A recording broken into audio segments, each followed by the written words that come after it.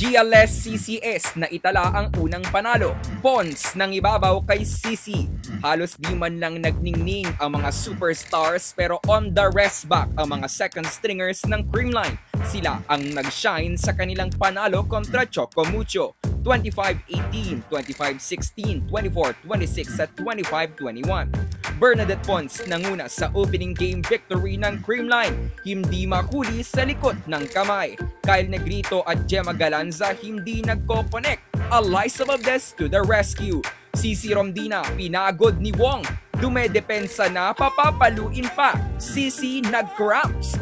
Good day ka-trending, this is Ron Michael, the voice artist of this channel. Ngunit bago natin yan pag-usapan, huwag mong kalimutan mag-subscribe and click the notification bell para updated ka sa latest Pilipinas volleyball trends. Di pa man nagsisimula ang game, dumadagundong na agad ang Araneta mula sa mahigit 14,000 crowd. Bukod kay Gia, wala din sa starting six ng Creamline sina Valdez, Domingo at Atienza. Subalit hindi nagpatinag ang Coal Smashers sa pagpuntos for an early 6-point lead. Sumagot si Cici Romdina ng mga atake para sa kanilang version of a run para itabla ang game at 9-all. Wala pa man sa double digit ang scores ng both teams, nagamit na agad ang kanilang timeouts. Napasub si Coach Sherwin at ipinasok si Pons para kay Carlos. Mula sa 5 original starters ng CCS last conference, sila Galanza at Panaga na lamang ang nasa loob. Kaya naman tila ibang version na ng Coal Smashers ang nakikita natin. Pero ang mga nasa court ay matatagal na ding nasa team, kaya naman sila ang lamang. Sila Galanza, Pons at Gumabaw ang mga balang pinapagana ni Negrito. Sa ending part, tumulong na din sila Panaga at Sato para sa isang pink first set to 25-18.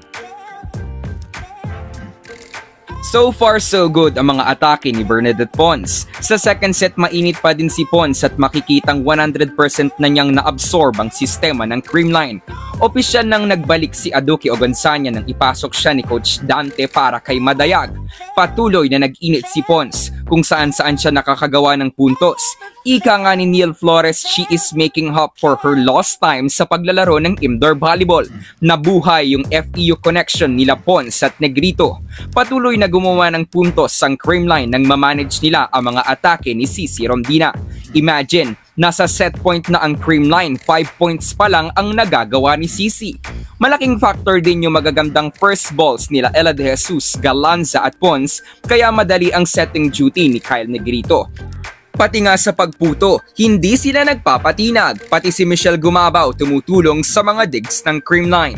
Going into the latter part of the set, bantayado pa din si Cici at nafo-force na siyang mag-commit ng errors. At dahil nga walang sumalo sa kanya, kinuha pa din ng CCS ang second set to 25-16. Na-overpower ng Creamline sa atake ang Chocomucho. 18 attacks ang ginawa nila noong second set as compared to the only 9 of CMFT. Pagdating ng third set, ramdam pa din ang kalat na presensya ng opensa ng Creamline. Gayunpaman may ilang lapses pa din sa kanila tulad ng mga sets ni Negrito na hindi masyadong nagugustuhan ni Gemma. Sa kabilang banda, tiyaga at tiwala ang ibinida nila Caitlin Viray at Cici Romdina. Sila ang naging lifeline ng Flying Titans. Sila din ang main reasons bakit nakagawa ng lamang ang Chocomucho late in the set. Makikitang patuloy na tila hindi mag-connect sila Gemma at Kyle kaya't ipinasok saglit si Alyssa na gumawa ng instant offense. Muling sumugal si Coach Sherwin na walang setter sa loob at crucial nang hindi matawagan ng doubles si Gumabaw. Nakapitan ng Creamline ang match point pero nagtala ng 3-0 run ng Chocomucho para i-extend ang game to 26-24. Pagdating ng fourth set, mainit pa din si Pons. Highlight dito yung nasa labas na yung set pero nakapuntos pa din yung napakanitis niyang palo. Sa kabilang panig, magandang depensa ni Tang Ponce ang sumasalba sa Chocomucho. Hindi pa din nakakonvert si Gemma kaya muling ipinasok si Alyssa.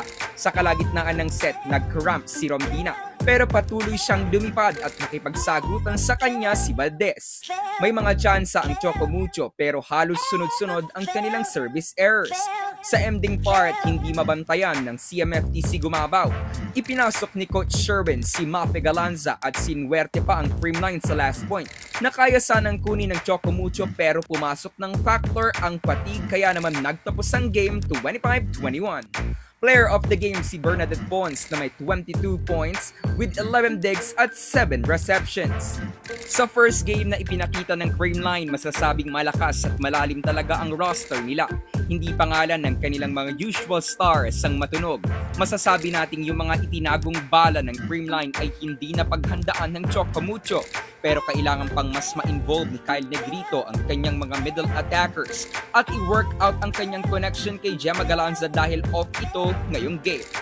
So that's it for today's video ka trending. Do not forget to subscribe and click the notification bell para update ka sa latest ganap ng women's volleyball ng Pinas. Thanks for watching. Bye for now!